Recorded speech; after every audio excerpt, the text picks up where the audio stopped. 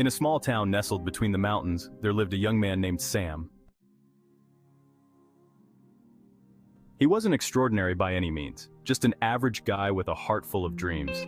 But life, as it often does, had a way of knocking him down. Every time he tried to pursue his goals, something went wrong. He dreamed of being a marathon runner. But Sam wasn't built like one. He wasn't fast, he didn't have long legs, and he definitely didn't look like an athlete. Still, every morning before dawn, he laced up his worn-out sneakers and ran down the empty streets, fighting through pain and exhaustion. People laughed at him. "He'll never make it," they'd say. One day, after an exhausting 10-mile run, Sam collapsed. His legs gave out, his breath was gone, and all he saw were blurry visions of the sky. That night, he sat on his porch staring at his calloused feet and blistered hands. He felt defeated, wondering if he should just give up. But then, an old man who lived next door, someone Sam had barely spoken to, shuffled over and sat beside him. He had the eyes of someone who had seen many struggles in life. Without a word, the old man handed Sam a stone, rough and jagged. "What's this for?" Sam asked, confused. The old man smiled and said, "Hold on to it. In time, it'll make sense." Days turned into weeks, and the stone stayed on Sam's shelf, collecting dust. But something about it nagged at him.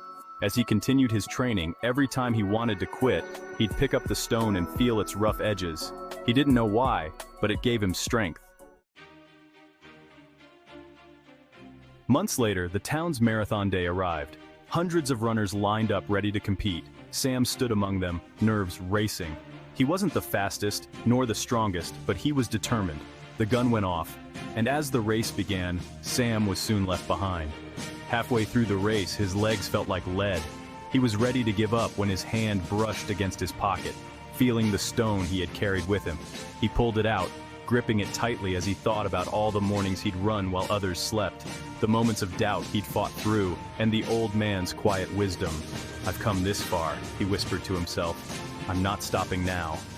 With renewed energy, Sam pushed forward. Slowly, runners began to drop out, too tired to continue, muscles cramping and spirits broken. But Sam kept going, not because he was the best, but because he refused to quit.